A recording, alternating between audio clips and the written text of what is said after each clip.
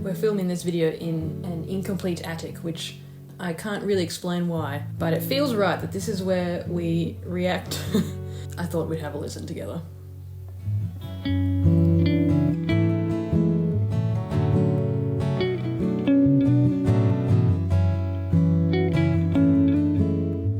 Now, this is not the first time I've heard it in all of the 10 years.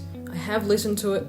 In particular, my pandemic project in 2020 was remastering all of my old stuff. I went back into all the old GarageBand sessions and I remixed everything and put on streaming. So I have actually spent a lot of times with these stems within living memory, but I still tend to avoid encountering these in the wild. So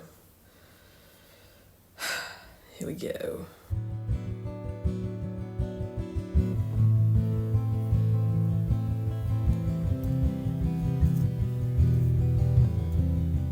The first thing I'm hearing is there's like 5 bazillion layers of guitar. Guitar in hand, I just sit right here.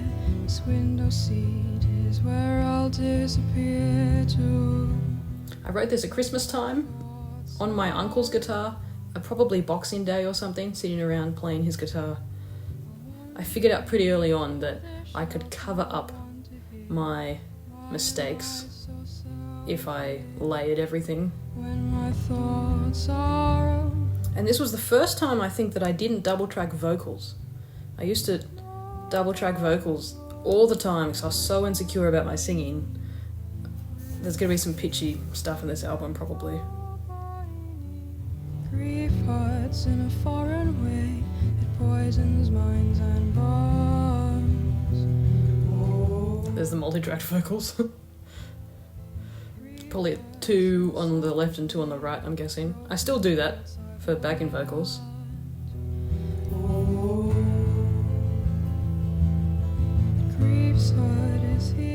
I remember feeling proud of that lyric, grief hurts in a foreign way. Gosh, what a depressing start to the album. Walking through this world just like we always say we would, in those broken far off days. I've double tracked the vocals again. I thought I didn't do that.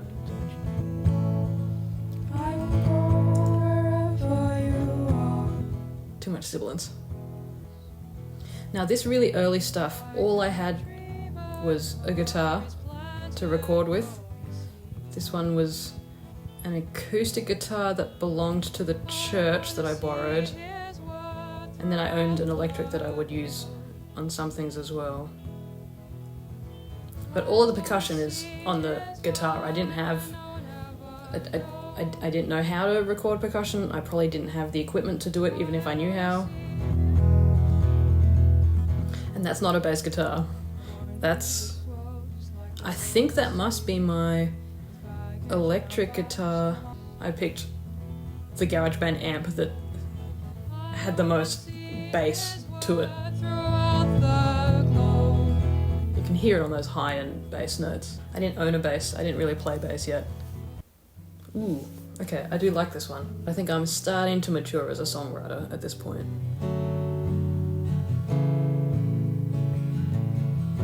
It's just a bit more interesting than my other stuff.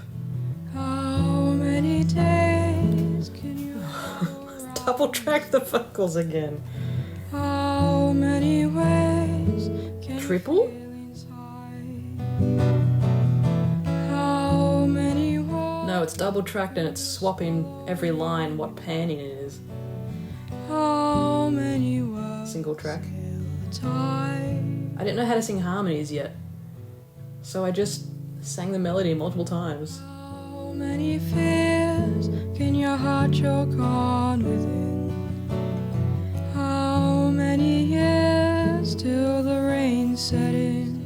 It is a bit long, it probably doesn't need as many verses. But I used to just, if I thought of a rhyme, I just kept going.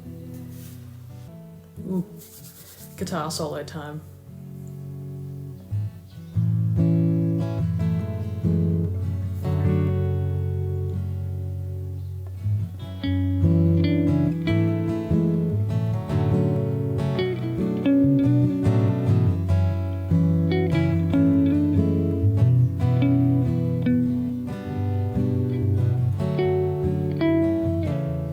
Bit of a scared end there, but I was really proud of that. Winter Snow. Another depressing one. This has a music video. It's quiet in here. Up to this point, I'd always done my vocals in the built-in microphones behind the keyboard. That's what almost all of my early stuff, I just sang, sang into the laptop. My friend had an is it 7B? It's the most expensive thing I'd ever used at that point.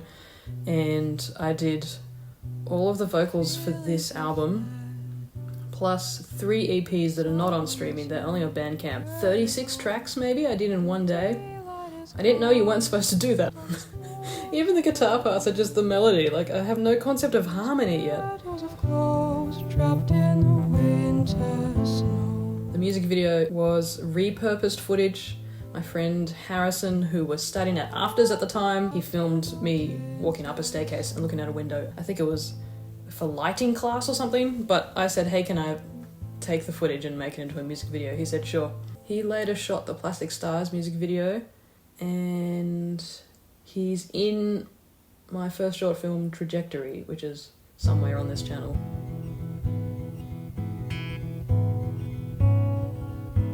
The initial idea for Mourning as a Sobering thing was I was thinking about Christian youth conferences and how you go and it's exciting and teenagers decide they want to be a Christian, they want to follow Jesus, they commit to something, but then they leave the excitement and they go back home to their normal lives and they don't have the support network, or they're not plugged into a church or whatever it is, and they don't continue with the thing they committed to in the moment when it was exciting. This is a long intro.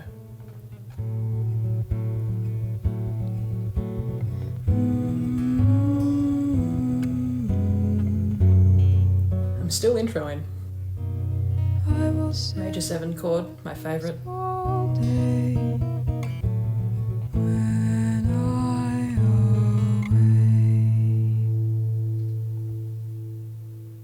That's supposed to be When I Awake. I haven't quite learned to enunciate my vocals yet. More drum percussion. I don't want no house of my own. I couldn't sing that low yet. I don't know why I was writing down there. I don't want no sorrow.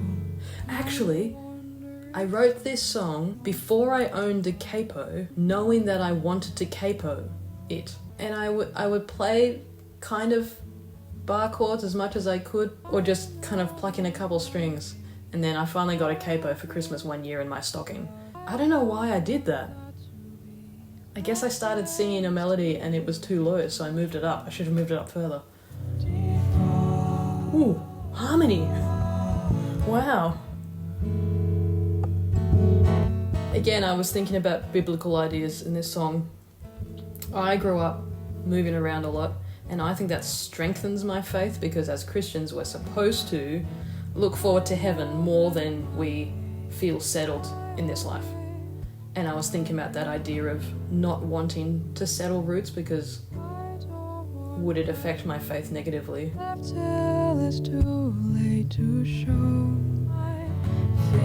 More harmonies.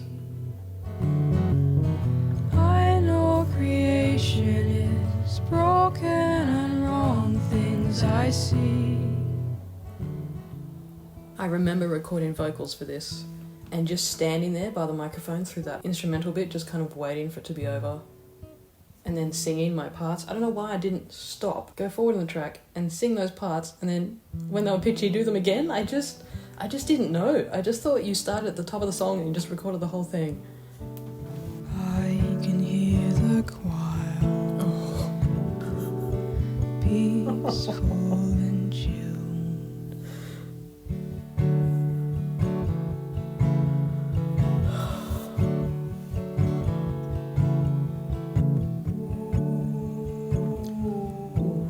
Okay, this is definitely me trying to be Ed Sheeran. You know, this loop pedal vocal build stuff. We need another high one on the left, it's too unbalanced. It feels lopsided. Oh, another verse. Great. What are these lyrics? You ever need a friend? Oh, what is that note?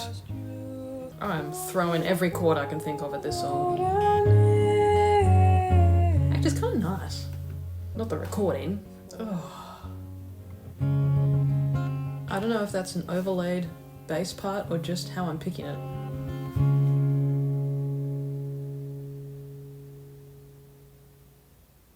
Well, it was a better idea than execution, but...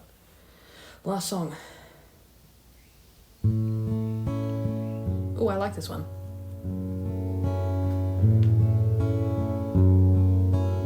I should figure out how to play this one. I feel like this could be good in a live set, actually. In the like middle acoustic bit when I make the band go away. The avenue is cold. This is home. Home. Don't know why I'm pronouncing it like that. Home. Home. I had lots of Canadian teachers. I think that might be why I'm singing that word like that. Home. Gosh. Well, that's it. Album number 3, which we just recorded a couple weeks ago. It's less folky. It's more rock. These days I call myself a folk rock artist. I think that's a more accurate portrayal of what I do and what I want to do and what my influences are. But it's still very like folk harmony at times, and this is where that started.